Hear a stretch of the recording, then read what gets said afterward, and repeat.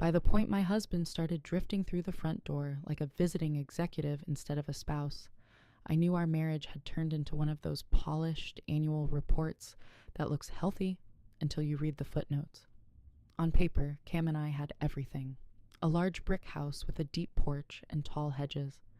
3 teenagers who inhaled groceries and opinions at equal speed. A respectable savings account. A marriage that other people called solid because it had lasted long enough to make them comfortable. I was 36, home with the children after years in corporate operations, and still dangerous with a spreadsheet.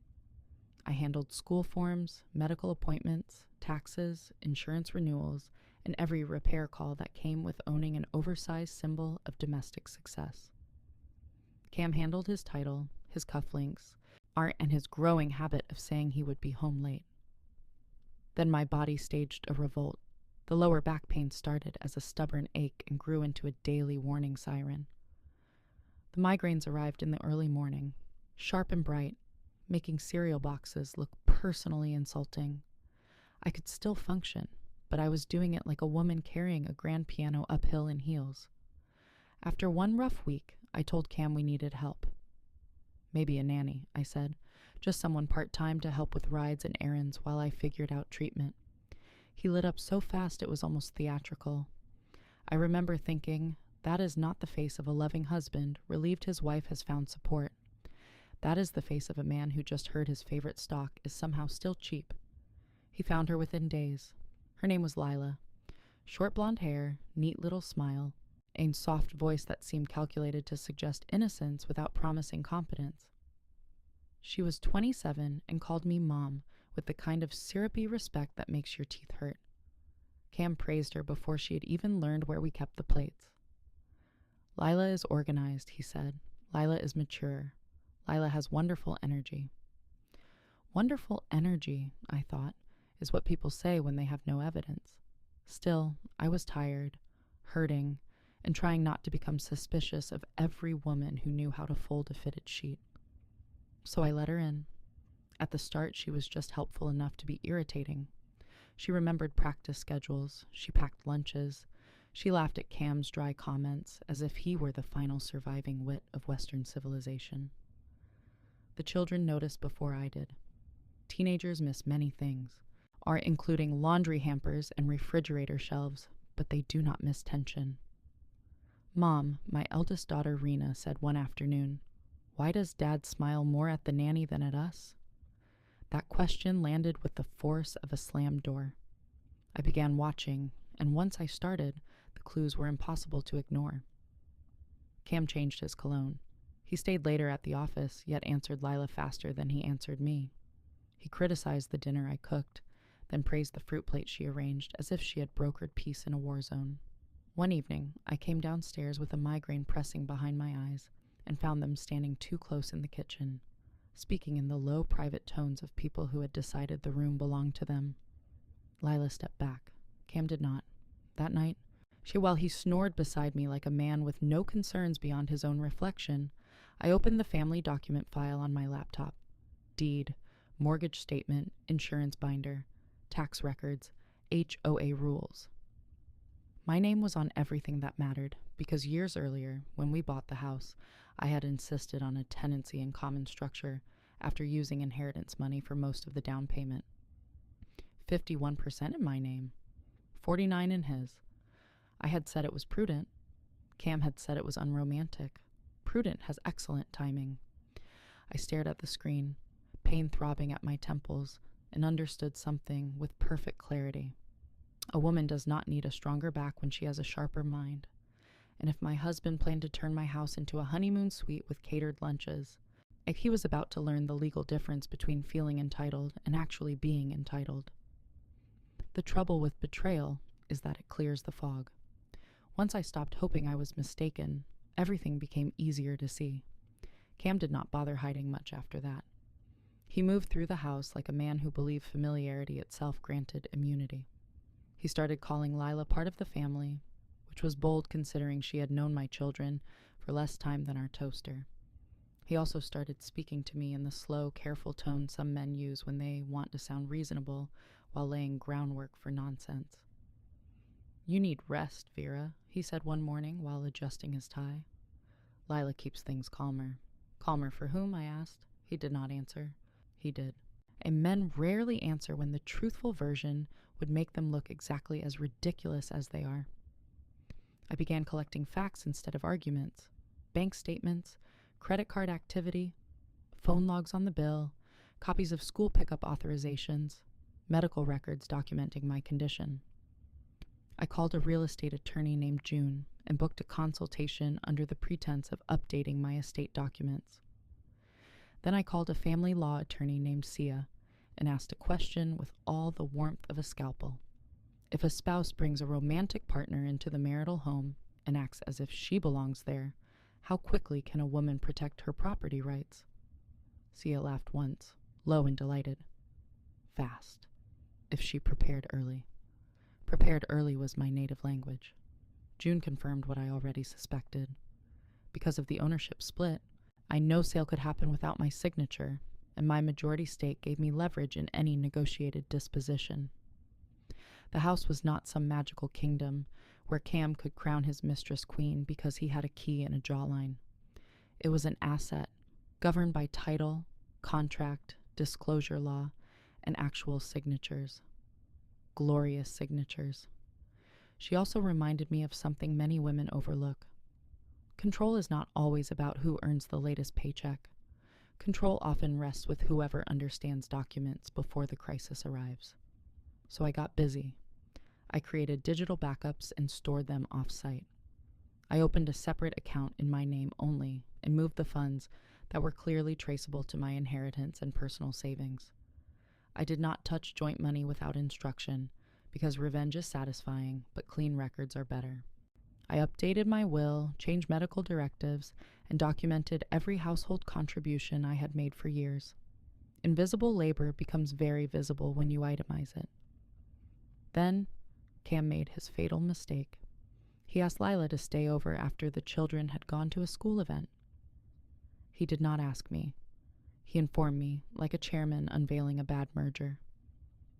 "You will have to adjust," he said from the kitchen, where he was slicing lemons as if preparing for a lifestyle magazine. "This situation is not working the old way."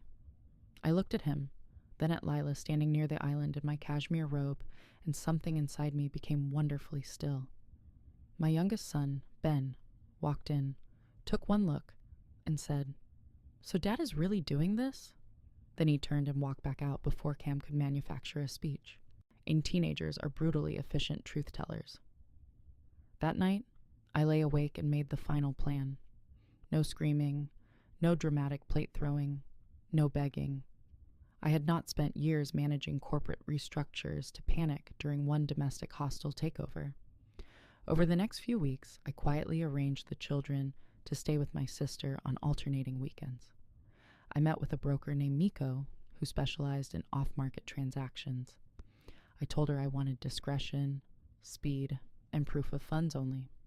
The property was desirable, and the market was still strong enough for investors and relocation buyers to move quickly. I signed a limited agreement with conditions that protected me. June reviewed every page. Meanwhile, Cam behaved with the swagger of a man, mistaking temporary audacity for permanent victory. And Lila began redecorating the guest room without asking, which was useful because nothing motivates a homeowner quite like seeing a stranger fluffing cushions on titled square footage. One afternoon, with sunlight pouring across my desk and my back aching hard enough to make breathing annoying, I received the offer. Clean. Fast close. Strong price. Buyer ready. I smiled so slowly, it felt luxurious. People think revenge is loud. It is not. The best kind sounds like a pen uncapping. Selling a house is a deeply educational experience, especially when your husband has moved his affair into it, like an unpaid intern with opinions. Once I accepted the offer, the machine started moving. Inspections were streamlined. Disclosures were prepared. June made sure every representation was accurate and every deadline enforceable. I learned long ago that when emotions run high, documents need to get colder. Precise language leaves very little room for later melodrama. Cam still had to sign because his ownership interest had to be addressed through the sale structure we negotiated, and getting him there required strategy rather than mercy. Sia suggested a temporary truce, wrapped in practical language. So I presented the sale as a financial reset, tied to my health, rising expenses, and a proposed separation. He resisted for half a day, mostly because men like him believe delay is power. Then June sent a clear letter explaining carrying costs, property exposure, and the likely outcome if we partition through court. He signed by the next afternoon. Nothing accelerates male reflection like seeing legal fees in plain font. He assumed we would sell later. He assumed there would be time for staging, planning, and his preferred version of events. He assumed too much. I let him continue assuming because assumptions are the silk pillows of foolish people. The buyer wanted a fast close. I wanted a faster one. While the paperwork moved, I focused on the children.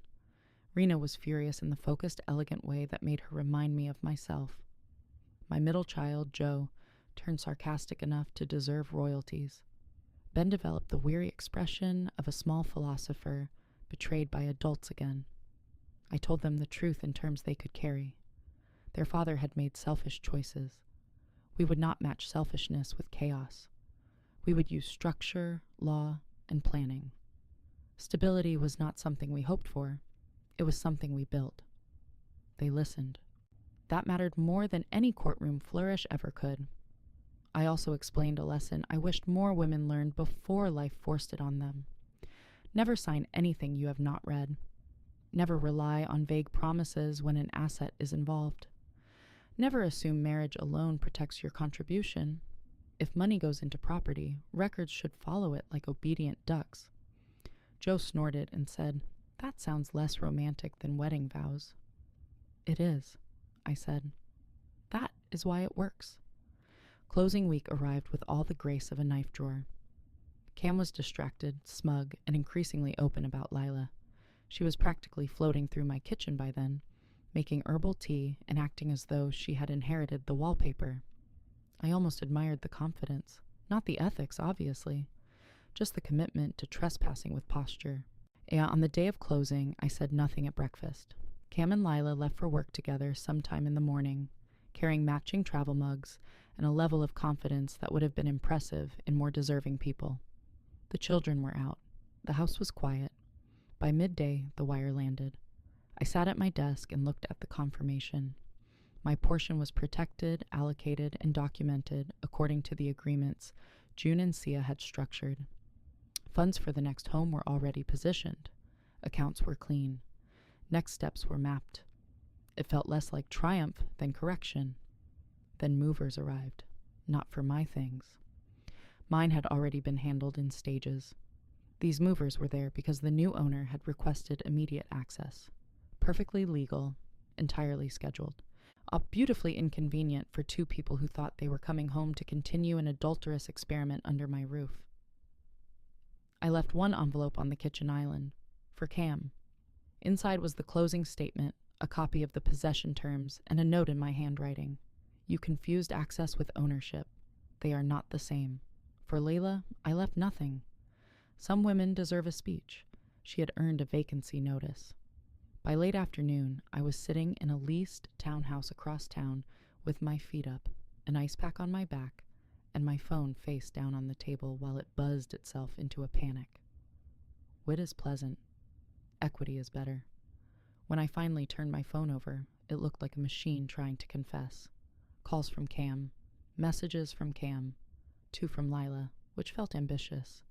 One voicemail started with, "How could you?" and ended with language that would have shocked his mother if she had not spent years politely overlooking his character. I listened once and saved everything. Angry people often create excellent evidence. Cam called again, and I answered because sometimes closure deserves a live audience. "Where are you?" he barked. "In my residence," I said. "You may want to try that concept yourself. You sold the house without telling me movers were coming." "No," I said. "I sold the house after you signed the sale documents your attorney had every opportunity to read. I simply declined to coach you through the consequences of your own handwriting." Lila shouted something in the background. It sounded like a woman discovering that a fitted kitchen is not the same as legal standing. "This is insane," Cam said. "We live there." "No, you stayed there." "Our ownership transferred." "Those are different verbs." He switched tactics, which is common when outrage fails. "Vera, be reasonable. The kids need stability." I laughed then. Truly laughed. Because betrayal followed by a lecture on stability is comedy in a cheap suit. "The children are with me," I said. "They have bedrooms, routines, and one less liar in the breakfast room." That landed. Over the next few days, events unfolded with the grim efficiency of overdue accounting. Sia filed the separation papers. Temporary parenting arrangements were established. June coordinated the final property details. I locked down credit monitoring and changed beneficiary designations where appropriate. I also reviewed joint investment accounts with a forensic accountant, because infidelity and financial sloppiness often travel together, like bad perfume and louder perfume. They found discretionary spending Cam had concealed through business reimbursements and a side account tied to bonus income. Not catastrophic, but enough to matter. Enough to show pattern. Enough to strengthen my position in settlement talks. The lesson was painfully simple and highly useful. Trust can be emotional. Verification must be administrative. Cam tried charm, indignation, nostalgia, and self-pity in rotating sequence. I had seen less theatrical performances at middle school talent night. Lila vanished from his messages after it became clear she was not stepping into a luxurious domestic promotion, but a legal swamp with folding chairs. The children adjusted faster than I expected. Irina helped me compare mortgage options on a smaller house. Joe developed a running commentary on male delusion that could have supported a profitable podcast. Ben just hugged me one evening in the kitchen and said, "I knew you had a plan." That nearly undid me. Pain still visited. So did the migraines. But now the house was quiet in a way that healed rather than accused. I could rest without hearing false laughter from the next room.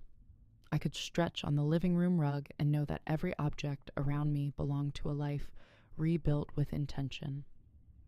Then came the negotiation meeting. Cam arrived looking frayed around the edges, expensive but diminished. That happens when a man discovers he is not the mastermind of the story, merely a cautionary subplot. He wanted more money, more flexibility, more sympathy. Sia gave him none. We discussed support, custody schedules, account tracing, and future disclosures. Every time he tried to drift into emotion, she returned him to numbers and obligations. It was exquisite. At one point, he looked at me and said, "You are enjoying this." I folded my hands and met his stare. "No, I am respecting it. There is a difference." By the end, we had the outline of a settlement more favorable to me than he expected, and far more orderly than he deserved. When he left, Sia leaned back and said, "He thought he was playing chess. He was actually licking checkers." I smiled all the way home. Women are often told to keep the peace. What nobody explains is that peace without boundaries is merely quiet suffering with better curtains. A few months later, I was standing in the kitchen of my new home while rain tapped softly at the windows and my children argued over whose turn it was to empty the dishwasher. It was smaller than the old place, brighter too, with a sensible layout and none of the dead formal spaces designed to impress people who never help clean up. Every room had purpose. Every payment had a plan. Every document sat in a labeled file cabinet that gave me more comfort than romance novels ever had. People kept asking whether I regretted how decisively I acted. I did not. Decisive women are only called shocking by people who benefit from their hesitation. Cam rented a modern apartment across town and cycled through a phase of trying to present himself as misunderstood. That might have worked on strangers. It did not work on 3 teenagers with memories and Wi-Fi. Lila disappeared from the picture not long after the sale. Apparently being installed in someone else's house is thrilling only until the deed changes hands. I wish them both growth, preferably elsewhere. As for me, I rebuilt with the kind of discipline usually reserved for companies after scandal. Emergency funds strengthened, retirement contributions restored, insurance updated, will revised again. Trust planning started because children in their mid-teens become adults faster than mothers are ever emotionally prepared for. I even began consulting part-time for women navigating divorce, inheritance disputes, and property messes. Nothing formal at first, just conversations, referrals, quiet strategy. It turned out that surviving one polished disaster made me useful to others, and I was not bitter. That surprised some people. I was wiser, which is much better for the complexion. One evening, Rena asked whether I had known all along that I would win. I was chopping vegetables and had to think about that. No, I said. I knew I would prepare. Winning is often just preparation, meeting someone else's arrogance. Joe looked up from the counter and said that should be stitched on a pillow. Ben added, or carved into Dad's next lease. We laughed so hard I nearly dropped the knife. That was the real ending, not the sale, not the settlement, not even the day Cam came home to discover his domestic coup had been converted into a possession transfer. The real ending was hearing my children laugh again in a house that felt safe. It was waking in the early morning without dread pressing on my chest. It was understanding that I had not been replaced. I had simply stopped standing in the middle of someone else's bad behavior and calling it marriage. There is a particular power in learning the law well enough to stop begging for fairness. Property rights matter, titles matter, records matter, boundaries matter. Love may fill a home, but paperwork decides who can legally stay in it. I still have back pain on difficult days. I still get migraines when stress piles up. But now, when pain arrives, it is not joined by humiliation. That is a meaningful medical improvement no specialist ever mentioned. Sometimes I picture Cam walking into that old house on the day of closing, briefcase in hand, Lila beside him, both expecting hardwood floors and entitlement, instead an envelope on the island, movers in the driveway, ownership gone like a bad illusion. I do not picture it often. I do not need to. Some endings are satisfying enough to live on one good memory and excellent documentation. I was not the woman abandoned in her own home. I was the woman who checked the title, hired the right lawyers, protected her children, and sold the stage out from under the performers. That, I have learned, is a far better story.